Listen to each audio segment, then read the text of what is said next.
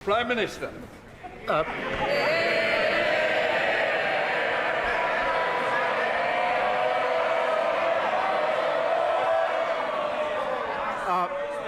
just said I didn't know the Prime Minister was that popular on this side.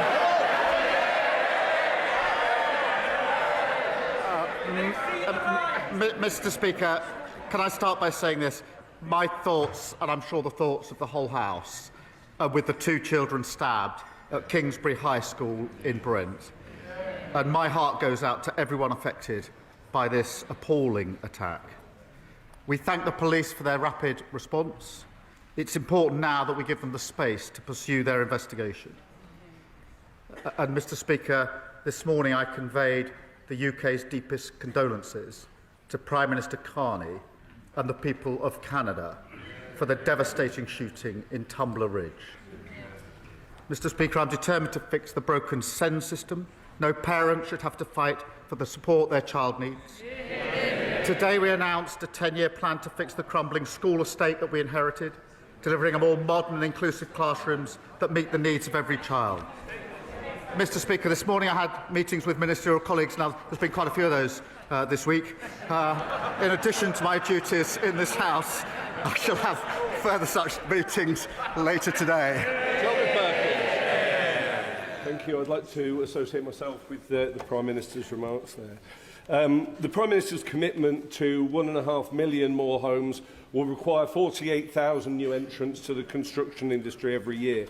In Chesterfield, we're doing our bit. The Construction Skills Hub brought 70 new entrants into the construction sector, and we did see a welcome increase in numbers across the country last year. But we need a step change. We need numbers to double. So can the Prime Minister tell the House what steps he is taking to get more people to commit to construction industry careers and get those numbers up where we need them to deliver on his housing ambitions? Prime Minister.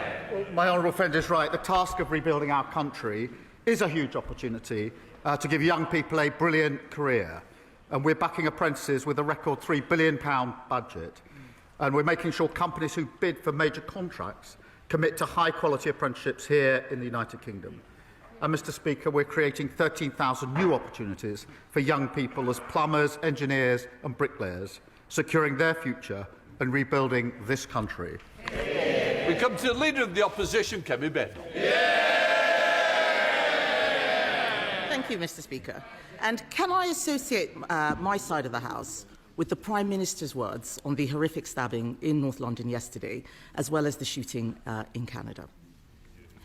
When he was Leader of the Opposition, the Prime Minister said, and I quote, "I never turn on my staff. When they make mistakes, I carry the can." What changed? Prime Minister. Well, Mr. Speaker, I've accepted responsibility and apologised for the mistakes that I made. But let me say this, Mr. Speaker.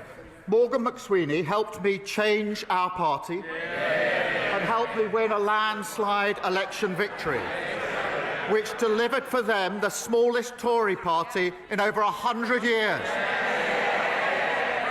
And what's her great achievement? To make it even smaller. Kemi Badenoch.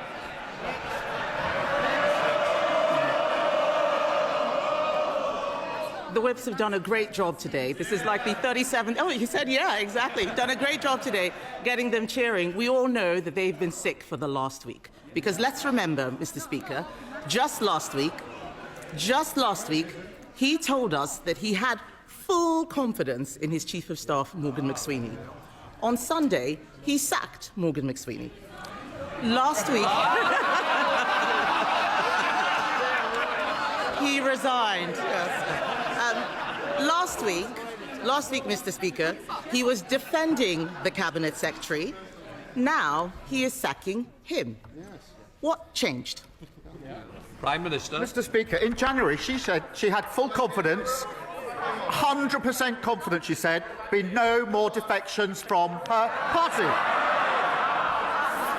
48 hours later, the Shadow Foreign Minister defected. 8 days after that, the former Home Secretary defected. The only question now is, who's next? She needs to wake up. Her party is dying. Mr. Speaker, the Prime Minister is demonstrating stratospheric levels of delusion if he thinks the problem is on this side of the House. And he didn't say anything about why the Cabinet Secretary is going. We know the truth. It is because he is throwing everyone under a bus except himself. And, Mr. Speaker, the Mandelson episode was not an isolated incident. A few weeks ago, he announced a peerage for one Matthew Doyle, his former Director of Communications. Immediately after that, the Sunday Times published on the front page that Doyle campaigned for a man charged with child sex offences. Yet, despite the Prime Minister knowing this, he gave Doyle a job for life in the House of Lords anyway. Why? Prime Minister. Mr. Speaker, Matthew Doyle did not give a full account of his actions. And on Monday, I promised my party and my country there would be change. And yesterday, I removed the whip from Matthew Doyle. I'll tell you what other action we've taken, Mr. Speaker. Along with the Safeguarding Minister, I and this government have introduced the most far-reaching violence against women and girls strategy. And I'll tell you what else we've done.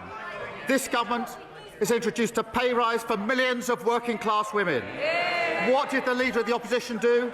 She opposed it. This government's introducing greater protection for women at work. What did the Leader of the Opposition do? She opposed it. And I'll tell you what else she opposes. This government removing the disgusting rape clause that they put in place.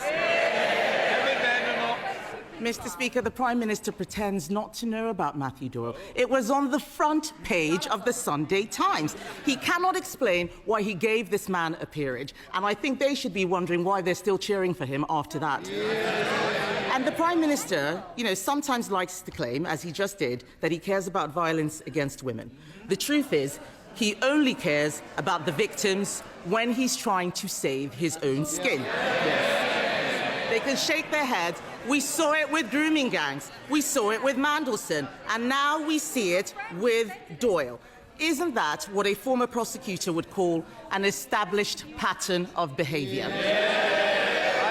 Mr. Speaker, I'm going to take no lectures from the Tories in standards in public life.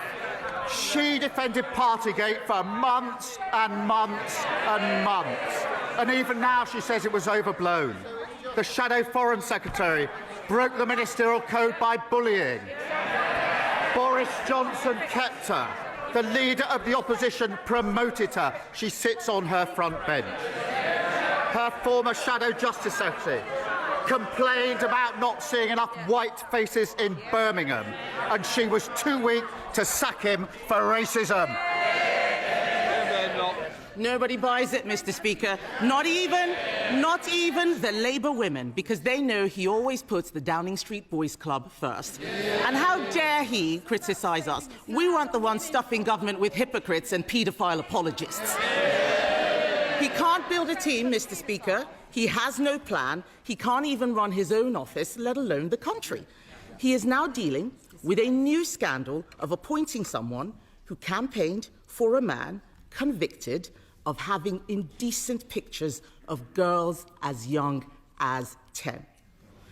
Isn't the Prime Minister ashamed that that will be his legacy? Prime Minister. Mr. Speaker, my legacy is changing my party and winning a general election. And I'll tell you this, I kicked my former leader out of my party. Her former leader, Liz Truss, broke the economy and has descended into bonkers conspiracy theories. I kicked her out of Parliament. She's too weak to kick her out of their party. Mr. Speaker, he hasn't apologised for appointing Matthew Doyle because he won't take responsibility. He never does, and they know it. The Prime Minister is now telling everyone that he's never lost a fight. It's because he won't step into the ring. He's never lost a fight. He's walked away from welfare reform. He won't stand up to the unions. He won't stand up to China. He can't even stand up to Mauritius. Mr. Speaker, he's had 3 cabinet secretaries, 4 chiefs of staff, 5 Director of Communications in just 18 months. And now he is mired in yet another scandal.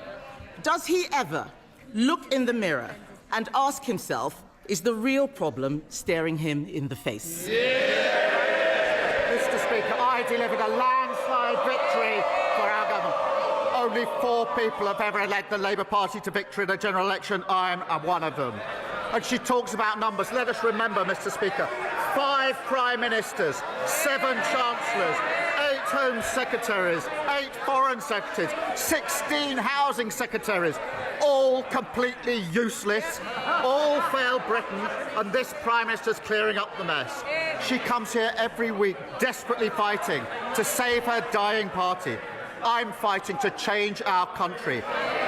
Interest rates down, inflation down, waiting lists down, child poverty down, and I'll tell you another thing's down, the number of Tory MPs.